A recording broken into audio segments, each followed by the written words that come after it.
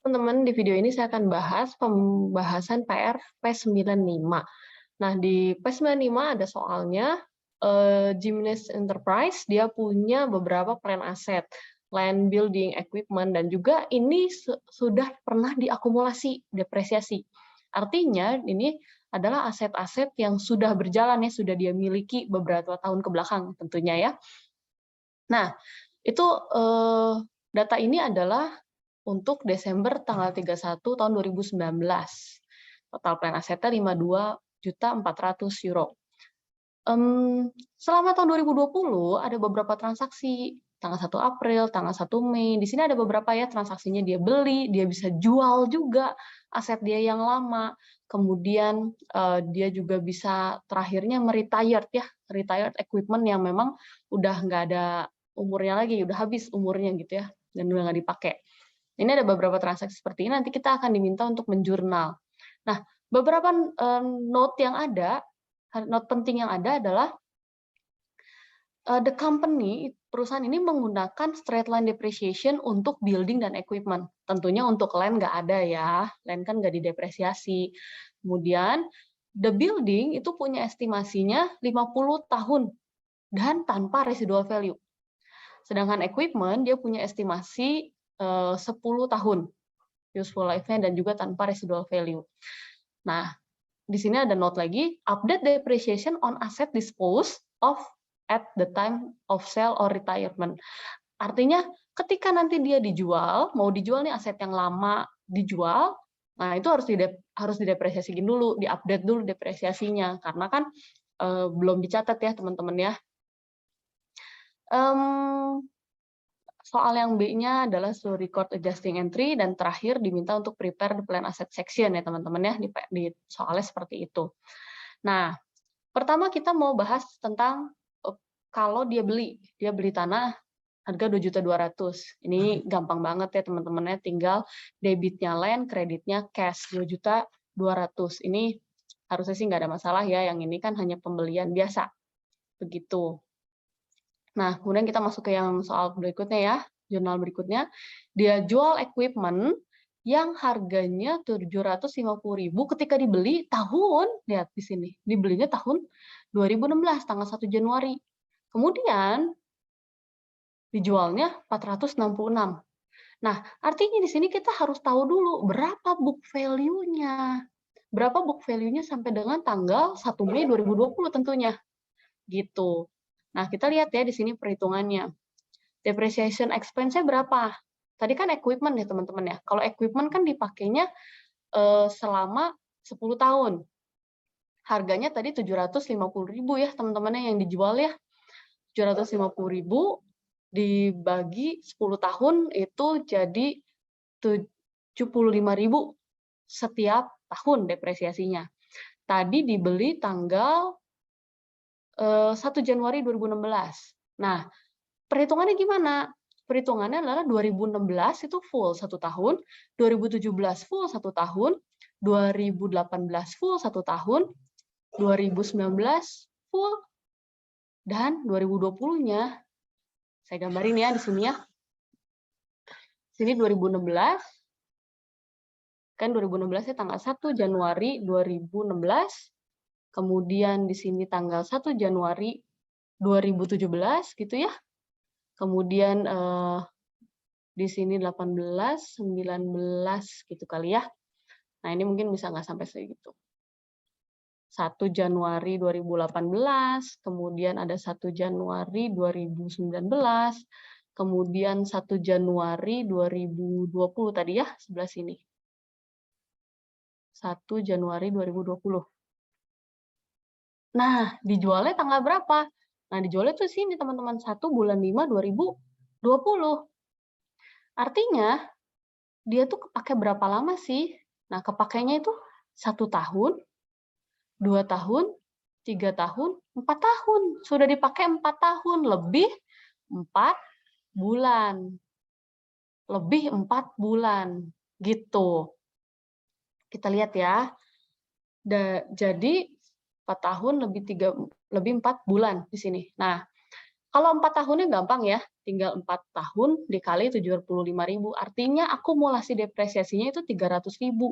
300.000 ini sudah ada belum?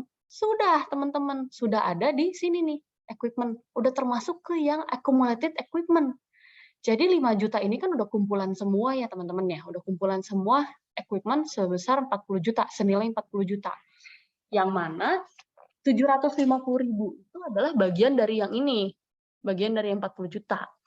Dan akumulasi depresiasi yang sudah terjadi selama 4 tahun terakhir ini, adanya di sini. Masuk ke yang 5 juta. Gitu. 5 juta ini termasuk yang 300.000 sebenarnya. Nah, tapi kan tadi udah 4 tahun, 4 bulan. Nah, yang 4 bulan kan belum didepresiasi, gitu. Jadi kita harus depresiasi dulu. Depreciation expense, accumulated depreciation equipment, 25.000. Hitungnya dari mana? 4/12 dikali 75.000 per tahun. Kenapa 4/12? Karena kan baru 4 bulan. Per 12-nya proporsi 1 tahun, ya. Proporsi. Jadi, depresiasinya si aset 750.000 itu sebesar 325. Boleh dikata, kan di sini asetnya, equipment-nya ya, equipment-nya sebesar 750.000. Kemudian accumulated depre-nya berarti kan 325.000 ya, teman-teman ya. Nah, ini adalah book value. Book value itu berarti dari asetnya dibeli berapa, cost dikurangi akumulasi depresiasi. Artinya book value-nya itu 425.000, teman-teman. Nah, dijual berapa? Dijual berapa? Dijual kan tadi 466.000 ya, ada di soal. Maka kita lihat, dijual di luar 466. Book value-nya kita, ingat book value itu kan adalah siapa yang tahu book value? Cuman perusahaan yang tahu ya. Ini rahasia perusahaan gitu kan ya. Namanya juga book value, cuman perusahaan yang punya bukunya. Dijual lebih tinggi atau lebih rendah? Jelas di sini dijual lebih tinggi. Dijual lebih tinggi seharga 466 daripada book value-nya 425. Maka dapat dikatakan ini adalah gain, teman-teman. Nah, jadi jurnalnya gimana? Ini. Kalau saya dibiasakan selalu begini, teman-teman. Pasti jurnalnya nih, depannya depannya cash. Cash 466 ini kan harga pasar ya. Dimasukin harga pasar tuh ada di sini. Akumulasi depreciation equipment itu totalan yang ini ya, teman-teman ya. Totalannya akumulasinya berapa? Karena ini pasti ngikut terus dong. Nah, ini kan dia selalu mengikuti bersama dengan si equipment. Equipment-nya ada di sebelah kredit, tentu. Karena equipment-nya kan keluar. Sedangkan akumulasi depresiasi juga kan keluar, barengan sama equipment. Cuman memang posisi akumulasi depresiasi adalah kontra aset.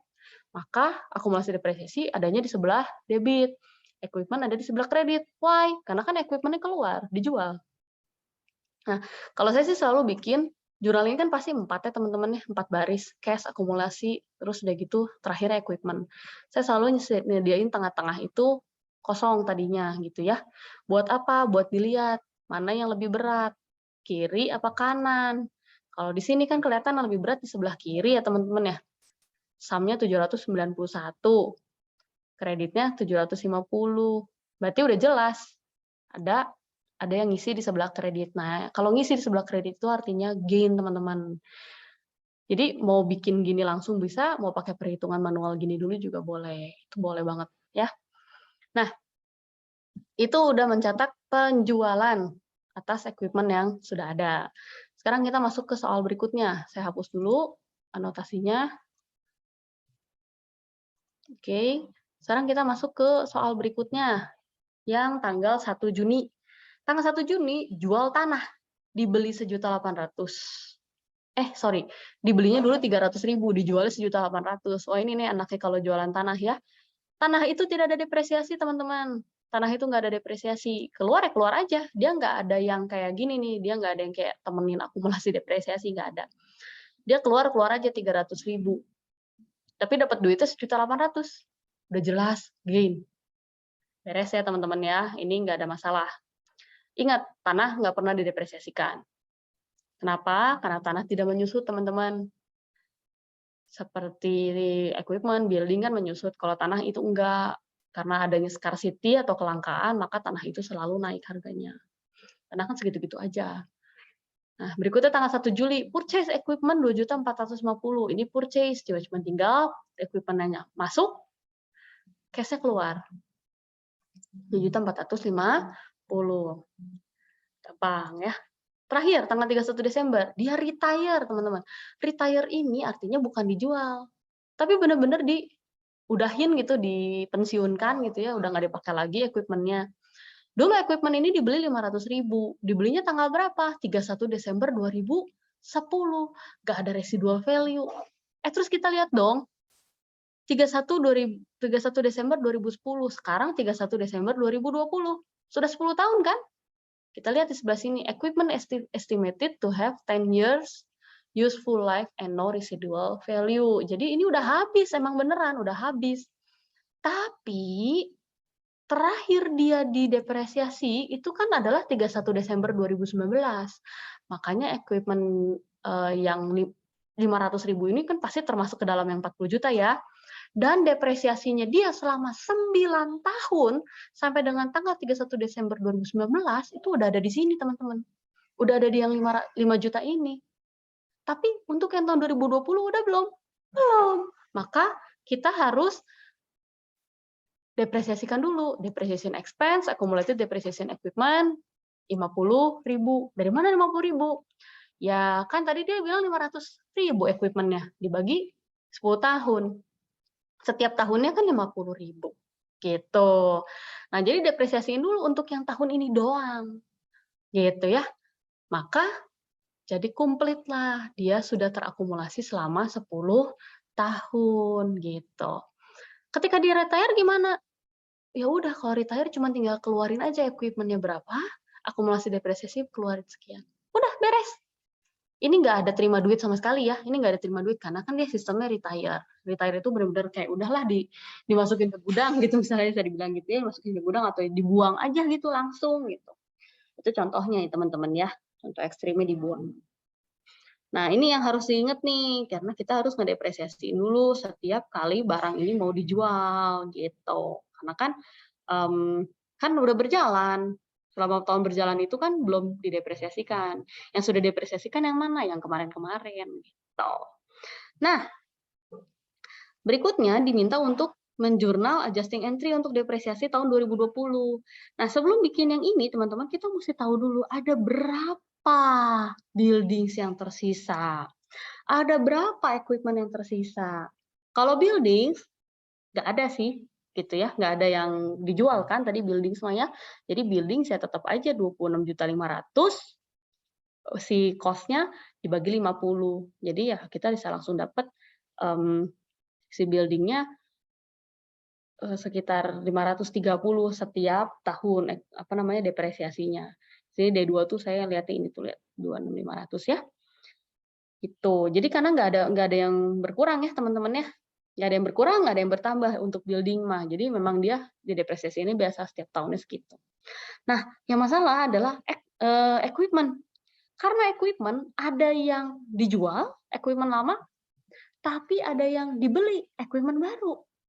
Dan dibeli juga, equipment tadi tuh tengah-tengah tahun. Dibelinya tanggal 1 Juli 2020. So, harus gimana? Kita harus hitung, equipment lama ada berapa, gitu ya. Equipment lama ada berapa? Equipment lama dihitung dari mana? Dari yang 40 juta, dikurangin sama yang dijual tadi 750, dikurangin lagi sama yang tadi keluar di retire 500.000. Itu adalah sisa equipment lama. Nah, equipment lama, didepresiasinya berapa lama? 10 tahun. Ini nggak usah dipusingin, dia dibeli tahun berapa, nggak usah. Karena kan 1 tahun full kan, yang dipakai 1 tahunnya full. Jadi udah cuma tinggal 38.750 dibagi 10 tahun, selesai. Itu depresiasinya si equipment lama per tahun. Nah, sedangkan si equipment yang baru, itu tadi baru muncul di tahun 2020 tanggal 1 Juli. Ini, 2.450.000. Nah, depresiasinya gimana? Dibagi 10 juga teman-teman. Tapi ingat dia baru setengah tahun.